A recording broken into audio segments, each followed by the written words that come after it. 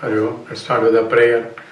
Om Samasta Jana Kalyane Niratam Karunamayam Namami Chinmayam Devam Sadgurum Brahma Vidvaram Vasudeva Sudam Devam Kamsachanura Mardanam Devaki Paramanandam Krishnam Vande Jagadgurum Tvameva Mata Cha Pita Tvameva Tvameva Bandhuscha Sakha Tvameva Tvameva Vidya Dravidam Tvameva Tvameva Sarvam Mama Deva Deva Tvameva Sarvam Gurudeva Deva.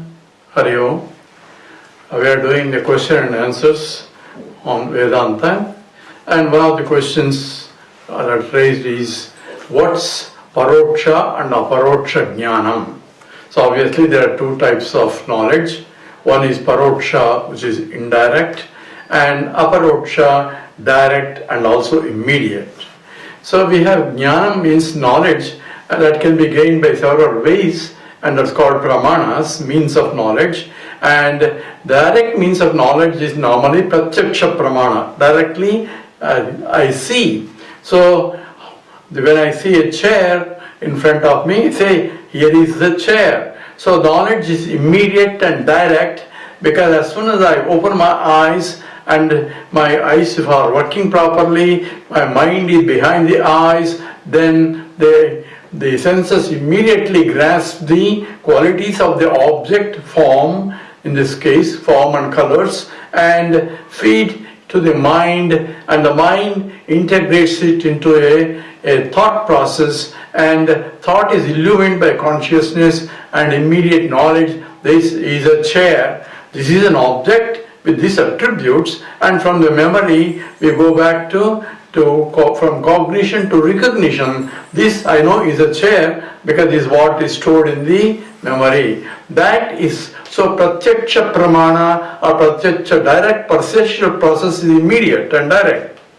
Now the truth cannot be under Pratyaksha Pramana, because I cannot see, I cannot hear, I can do, because we say Brahman, infinite cannot be, is imperceptible, therefore one cannot see it. But one can gain the knowledge of it through a means of knowledge called Vedanta Pramana. That's how we discussed in terms of Shabda Pramana is a means of knowledge to know what is that absolute truth which does not change, Trikala Abhaditam, that does not undergo any change. And knowing that is important for my liberation itself. So moksha is hooked up to knowledge of the Brahman.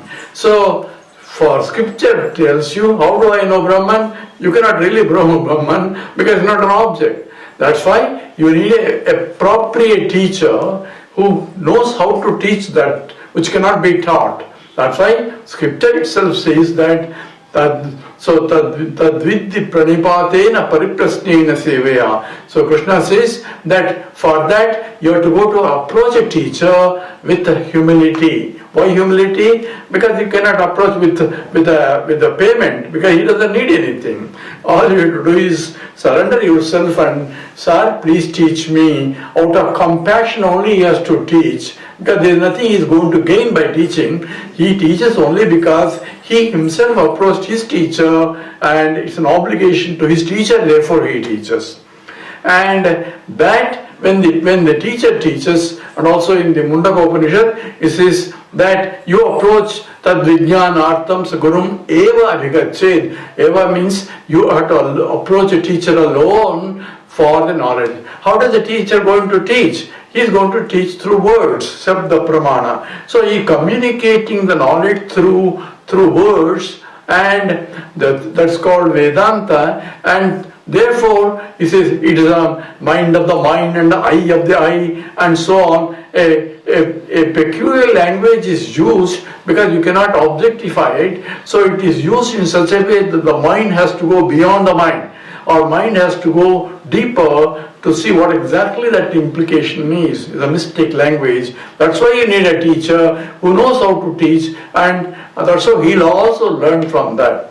So knowledge that you can gain from the teacher is called the Vedanta knowledge, that is through communication and through the thought process. So that is is a Paroksha. I know everything, I studied Vedanta and all that people say, but I have not realized at the same time. So you have Jnaanam, that is knowledge that is required. But what is required is, I haven't realized when you say, that means that Aparoksha Jnanam has not come. That means direct and immediate recognition of that is not there.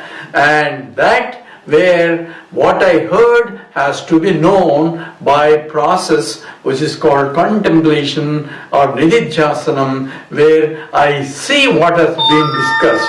That becomes a vijnanam. A simple example we give is essentially, somebody told me that there is a beautiful bird, we discussed that as an agau bird. Agau means, he said, it's a bird with silver in one side of wings and a gold on the other side. Silver is AG and AU is symbol for gold, and it's a very peculiar bird you saw in South America.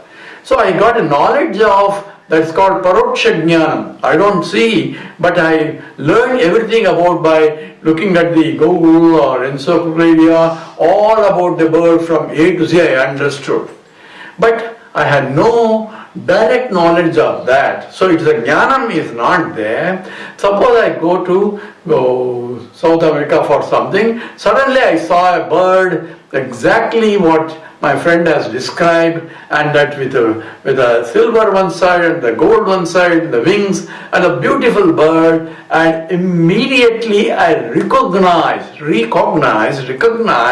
that this is the agau bird that I learned before, that I've been hearing, and I learned so much about it. So that becomes an immediate and direct knowledge with a background that it is what it is. So I am seeing it and also I am knowing it, because knowledge is there. Knowledge and experience now are together forms Vijnanam, Visheshana Jnanam. So not only the Paroksha Jnanam, not only indirectly I learned everything about it, but also Aparoksha Jnanam, immediate and direct, as though I am seeing a fruit in my hand. That is called Aparoksha Jnanam.